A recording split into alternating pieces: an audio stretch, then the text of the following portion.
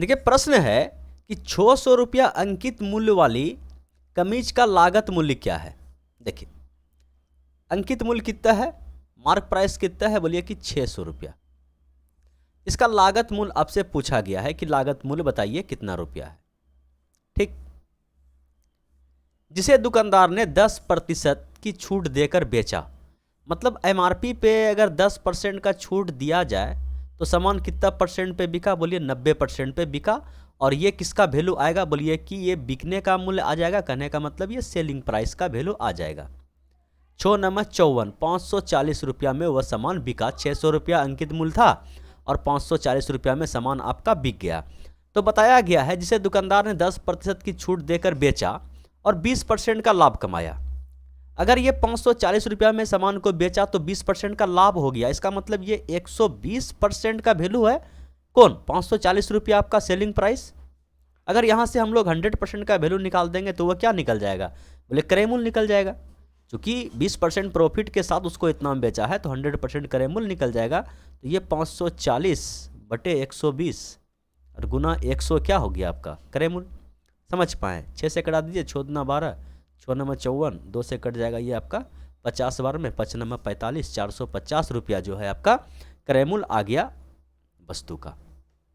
बोले समझ पाए, बोले नहीं कोई दिक्कत नहीं है, एक बार पीछे करके फिर से देख लीजिए, समझ में आ जाएगा। ठीक है, इससे आसान नहीं हो सकता है, इससे आसान 1 घंटा वाला मेथड।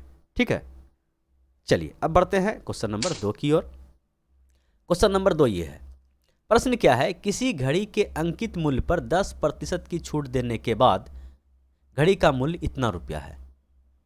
समझ पाए कि एमआरपी जो है, एमआरपी पे छूट दिया जाता है ना, तो एमआरपी पे 10% का छूट दिया गया तो ये 90% का वैल्यू कितना के बराबर है, बोलिए कि 1080 रुपया के बराबर है। अगर यहाँ से हम लोग 100% का वैल्यू निकाल देंगे तो बोलिए किसका वैल्यू आएगा यहाँ पे, बोलिए अगर 100% का वैल्यू निकालिएगा तो ये पूरी एमआरपी का वैल्यू आ जाएगा, क्योंकि छूट तो एमआरपी पे ही दिया जाता है। बताया गया कि एमआरपी पे 10% का छूट मतलब 90% का वैल्यू इतना, तो 100% का वैल्यू कितना हो जाएगा, बोलिए कटाना है तो कटा दीजिए ना। चलिए कटाते हैं हल्का हल्का में, ये 0 से ये 0 कट गया और 8 से कट 9 से कट जाएगा, 9 1 9, 9 2 18 और 100% का वैल्यू 100 से गुना हो जाएगा। मतलब एमआरपी जो है आपका 1200 रुपया आ गया। ये मार्क प्राइस आपका 1200 रुपया आ गया। कोई दिक्कत, बोले कोई दिक्कत नहीं। फिर बोला गया है यदि छूट न दी जाती, मतलब सामान को कितना में बेचता, एमआरपी पे, मतलब 1200 रुपया में ही बेचता, तो दुकानदार को 20% का लाभ होता। अगर ये सामान मेरा 1200 में बिक जाता तो 20% का लाभ हो जाता। 20% का लाभ करने का मतलब कितना परसेंट, 120% का वैल्यू जो है ये 1200 रुपया होता। ठीक है, तो घड़ी का क्रय मूल्य क्या है, मतलब 100% का वैल्यू पूछा गया है।